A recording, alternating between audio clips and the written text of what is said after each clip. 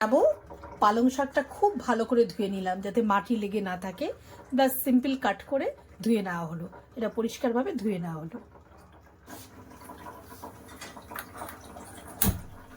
এবার পালং শাকটা বয়েল করব। গ্যাসে জল দিয়েছি, তার মধ্যে একটু নুন দিয়ে দিচ্ছি।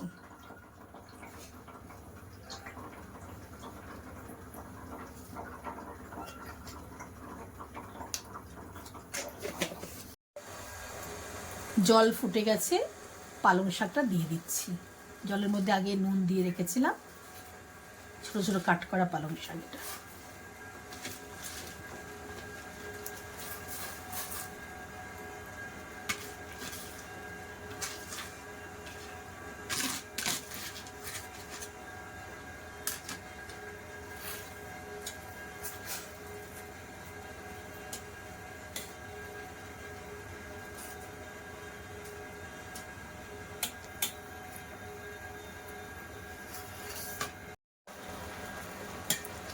পালং শাক ফুটে গেছে, বয়েল হয়ে গেছে, টকবক করে ফুটছে।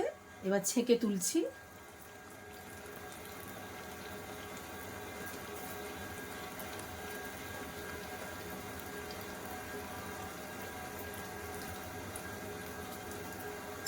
গ্যাসটা বন্ধ করে দিলাম আর ঠান্ডা জলে ডুবিয়ে দেব।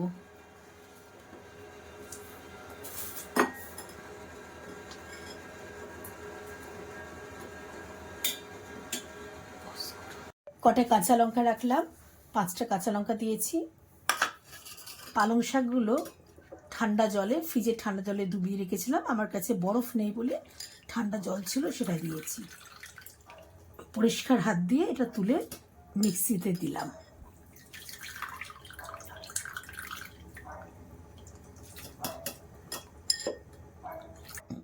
এবার কাঁচা লঙ্কাটা দিয়ে দিলাম মিক্সির মধ্যে। এবারে মিক্সারে দিয়ে গ্রিন্ড করব।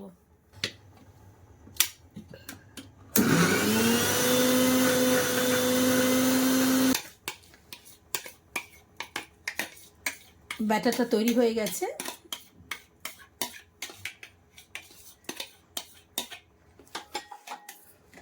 খুব সুন্দর হয়েছে, পেস্ট, মিহিন পেস্ট হয়েছে। এবার এটা আমি একটা বোলে ঢেলে রাখছি।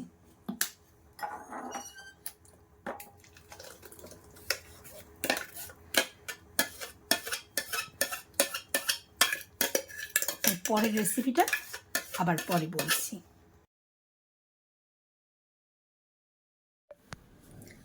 পালক পনির বানাচ্ছি। আপনাদের পালক পনিরের ফার্স্ট পার্টের প্রসিডিওরগুলো দেখিয়েছি। খুব সাধারণ একটা প্রসিডিওর। আপনারা সবাই পালক পনির বানান। প্রত্যেকের প্রসিডিওর হয়তো আলাদা হতে পারে, আবার কারো কারো সিমিলারিটি থাকতে পারে। এটা বানাতে মোট 15 মিনিটের মধ্যে লাগবে, সব কিছু কমপ্লিট হয়ে যাবে। এবার আমরা পরের পার্টে চলে যাচ্ছি, পালক পনির বানাবার সেকেন্ড পার্টটা আপনাদের বলছি। এবার আমি পনির নিয়ে নিচ্ছি। এটা থ্যাকার্সের পনির, যেটা পাবেন আপনারা সেটা ইউজ করতে পারেন।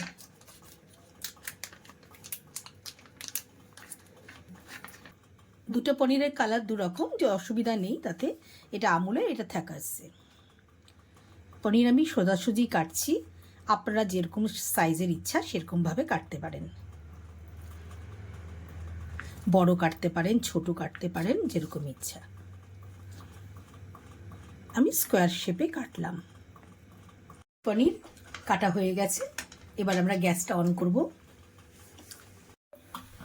এটা জিঞ্জার গার্লিক চপড করে রাখা হয়েছে, অনিয়ন চপড রাখা রয়েছে, আর এটা পালকের পেস্ট, যেটা আমি একটু আগে দেখিয়েছি সেটা, আর এটা হচ্ছে জিঞ্জার পেস্ট। এবার আমি কড়াইতে একটু তেল দেব।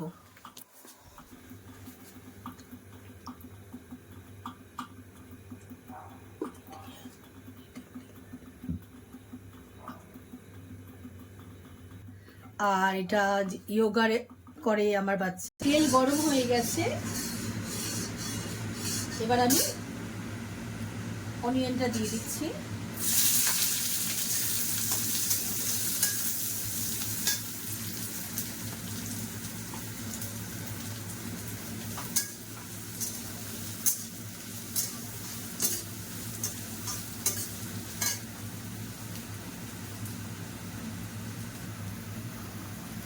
চপড গার্লিক দিয়ে দিচ্ছি,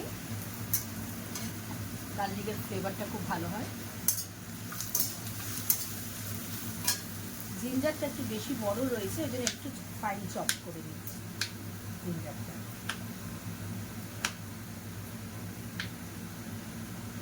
জিঞ্জার চপড হয়ে গেছে, এটাও দিয়ে দিলাম। গ্যাসটা হাই ফ্লেম করে দিচ্ছি, এটাকে ফ্রাই করব যতক্ষণ না একটু ব্রাউন কালার আসছে। অনিয়ন লাইট ব্রাউন হয়ে গেছে, এবারে আমি একটু সামান্য জিঞ্জার পেস্ট দিচ্ছি, খুবই সামান্য দিচ্ছি কারণ আগের চপ জিঞ্জার দিয়েছিলাম।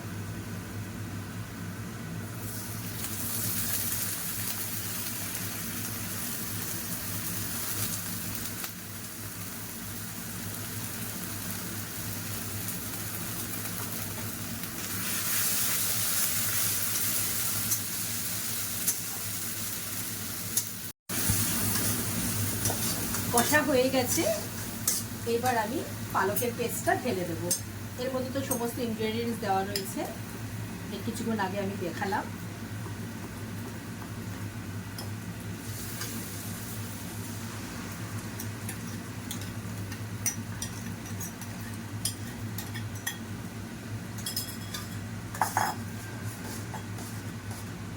কিছু দেব না, কোনো মশলা দেব না, হলুদ দেব না, লাল লঙ্কা দেব না, কারণ কাঁচা লঙ্কা আগেই দেওয়া হয়েছে। আর খুব সাধারণ একটা প্রসিডিওর, কিন্তু খেতে দেখবেন খুব টেস্টি হয়েছে।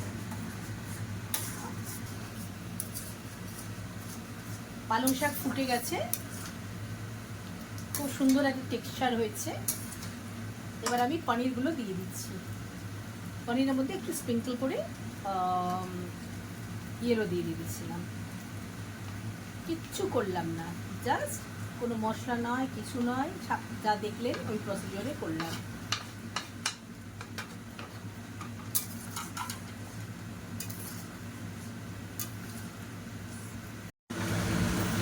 ফুটছে, প্রায় হয়ে গেছে, ফুটে গেছে, এটা হয়ে গেছে।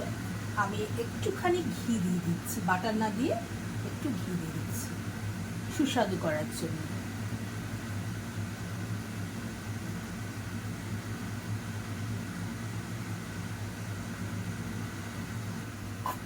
দেখুন ঘিটা কিরকম ভেসে আসছে, একদম ঠিক হয়ে গেছে। এরপরে একটু গরম মশলা, কিচ্ছু দেব না, গরম মশলা আমার করা রয়েছে, বাড়ির তৈরি গরম মশলা।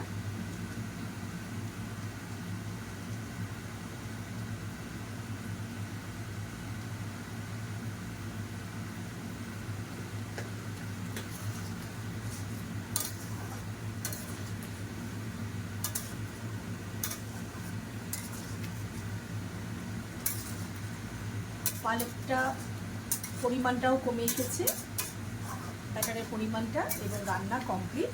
পালক পনির রেডি। গরম মশলা দিলাম, একটু ঘি দিয়ে দিলাম, খুব কম তেলে রান্না করেছি। এটা রান্না করতে ওপর দিয়ে ফুল ক্রিম দেয় কেউ, কিন্তু আমি ফুল ক্রিম দিচ্ছি না, আমি টোন্ড মিল্ক একটু দিয়ে দিচ্ছি।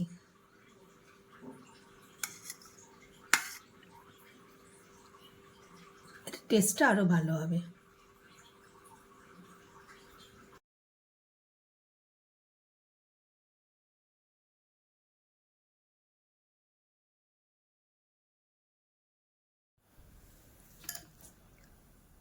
পালক পনির রেডি হয়ে গেছে। এটা করতে আমার মোট সময় লেগেছে 15 মিনিট, এর থেকে বেশি সময় লাগবে না। খুব শর্টকাট প্রসিডিওরে করা এবং খেতে খুব সুস্বাদু। আপনাদের পছন্দ হলে আপনারা এটা লাইক করবেন এবং শেয়ার করবেন। কালারটাও দেখুন কিরকম গ্রিন এসেছে, এবং এই গ্রিন কালার আসার জন্য যে যে প্রসিডিওর আমি মেনটেন করেছি সেটা আগেই বলেছি। আপনাদের ভালো লাগলে লাইক ও শেয়ার করবেন। নমস্কার।